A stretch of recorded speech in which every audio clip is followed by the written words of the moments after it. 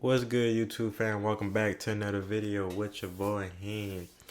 Today I'm gonna be reacting to Larry Bird's most savage moments, man. I just wanted to react to this. I want to react to more, put out some more Larry Bird content because I see that it's getting some views from a lot of y'all. And yeah, A part of the reason why Larry Bird was called legend was his brilliance as a basketball player. The other part were his legendary and vicious trash-talking skills. Bird was a killer on the court. He had a foul mouth, and he wasn't afraid of anybody. This explosive combination gave birth to some of the most ruthless trash-talking stories in the this NBA. dude just punched So Dr. here are J, the bro. 10 best Larry Bird savage moments. 1988 three-point shooting contest. He gonna have some savage moments. Larry Bird ain't no bitch. The three-point shot in the NBA was first introduced in the 1979 NBA season. I heard about this story. 7 years later, at the 1986 All-Star Weekend in Dallas, the NBA brought the first official three-point shooting contest to the scene. Larry won it and repeated next year at the All-Star Game in Seattle in 1988. Okay, I'm too young to know that. I ain't know that he won the first ever 3-point contest, if I heard it right. He was going for a three-peat in Chicago. Before the start of the contest, Bird entered the locker room, did not speak a word to the other competitors, and just took a good look at him. He finally said, "I'm just looking which one of you is going to come in second." The room was filled with silence, because they all knew what kind of a shooter Bird was. Of course, Larry would go on to win again, proving that he's the Damn. best shooter in the world. He won without taking off his tracksuit, famously raising his hand while the contest-clinching three was still in the air. Response to Craig Hodges. Craig Hodges was one of the best shooters in the Oh, I thought that was Michael He Jordan. competed in the three-point shooting contest with Larry each time Bird was participating.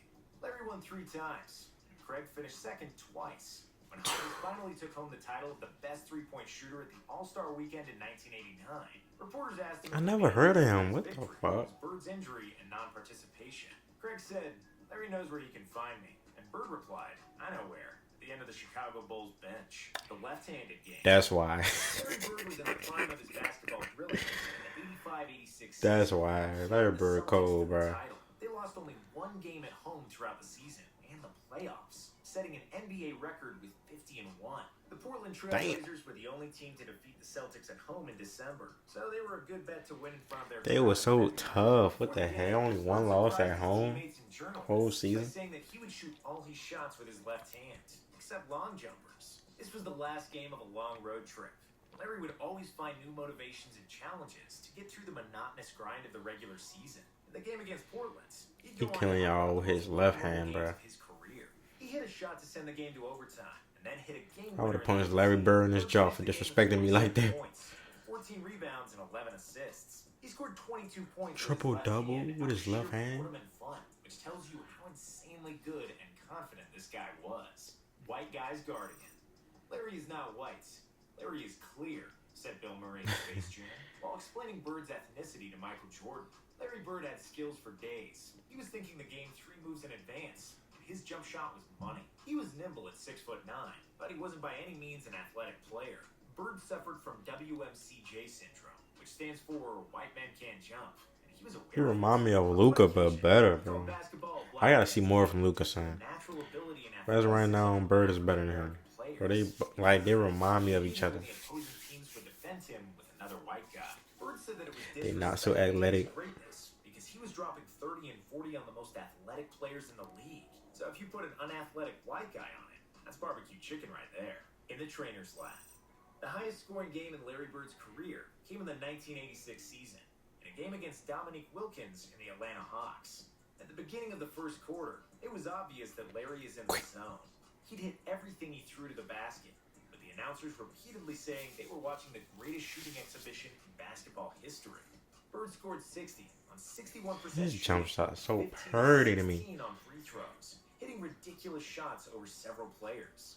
During the game, he suddenly said, "in the trainer's lab," to Hawks players, which meant he would try to make a 3 from the corner near the opposing bench. He got the ball, made the shot, and one Hawks player who tried to guard him tripped over and fell exactly into the trainer's lap, just like Bird predicted.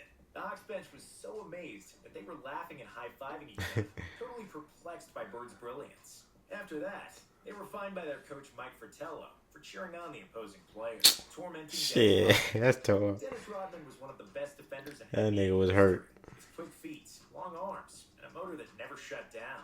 He was a pest, an annoying pest who never stopped guarding, provoking, and getting into everybody's face. And he used to be a nightmare for scorers around the NBA. However, when he was just starting out, he needed to get some schooling from Bird. After Larry scored 4 consecutive shots over Rodman, he opened his mean mouth and started destroying Rodman. Bird started yelling at Rodman's coach, Chuck Daly. "Who's guarding me, Chuck? Is anyone guarding me? You better get someone on me or I'm going to go for 60. Even though Rodman was almost superglued to him in an effort to deny him the ball, Bird was at his sarcastic best. "I'm open. Hurry up before they notice nobody is guarding me. Merry effing Christmas." 1990. Larry Bird loved to play against the Indiana Pacers, where he was always greeted as a king. It was where the hick from French Lick grew up, made his first basketball steps, and took Indiana State University to the 1979 NCAA Finals. And the game Boston played against the Pacers played on December 26, 1990. Will forever be etched in memory of the Pacers shooting guard, Chuck Rifleman Person. Before the game, Person said to the reporters, "Rifleman is in the building. I'm going bird hunting today." At the tip-off, Bird replied to Person that he has a Christmas present waiting for him. While Chuck sat on a bench during the game, Bird received the ball in the corner and shot a three-pointer. As the ball was flying towards the basket, Bird turned to Person and said, "Merry effing Christmas." The ball, of course, came in without touching the rim, torching the Suns' bench. Cold. The best teams in the NBA often coast through the regular season and can lose their edge and focus when playing against mediocre opponents. In one game against the Phoenix Suns, the Celtics lost a double-digit lead and were trailing by 2 in the final seconds. The Celtics had the possession, and they could tie the game and go to overtime, or win it with a 3. Larry knew his Celtics shouldn't be losing a game to the Suns, and he wanted to play no overtime. So he went to the Suns bench and told all the players and coaches what was about to happen. "Yeah, I'm going to bust a 3 on you guys and just go home. I'm tired of this." Unsurprisingly, he lived up to his word. As the ball was still in the air, he turned towards the Phoenix bench and yelled, "Told you so," as the ball was going through the net. Calling his shot against Xavier McDaniel. Xavier McDaniel was one of the most notorious NBA players in the 80s. And on the courts, he liked to get physical, like Olivia Newton-John. I was finna say, bro.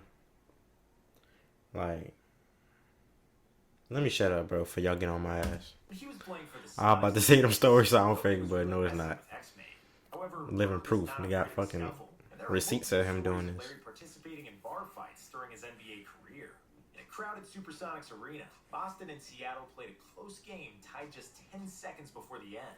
At that point, Celtics coach Casey Jones called a timeout, and Bird confidently told him to just give him the ball and that the others move the hell out of the way. On his way back to the floor, Larry said, "That's exactly where I'll get the ball, and I'll score the game winner in your face." While X-Man replied, "I know you will get it there.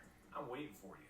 Bird received the ball right where he said he would, and made a tough fadeaway shot. After Bird realized there were still 2 seconds left, he told McDaniel, "Damn, I didn't want to leave 2 seconds on the clock." While X-Man walked back to the Sonics bench in disbelief, tormenting a young Clyde Drexler. Before Clyde Drexler came into the NBA, he was one of the best players in college basketball, forming the famous Phi Slamma What happened to your head, dog? at the University of Houston. Drexler was selected by the Blazers with the 14th pick in the 1983 NBA draft. Even as a rookie, he was already one of the most athletic guys at his position. However, Bird wasn't impressed. He was tough too, When shit. Drexler subbed in the game against the Celtics, he started guarding Bird. Larry smiled at him and mockingly said, "You can't stop me. You're a rookie. You don't know anything." He would proceed to hit jump shot after jump shot over Drexler before the Blazers coach had mercy on him and subbed him out, while Bird was laughing at Clyde on the way to the bench. Shit. Alright, y'all, man. I enjoyed that one, bro. I'm sorry for the lack of energy. It's just late. I'm tired. But I hope you have a good night, man. I'm gonna mess with y'all on another one. And stay blessed.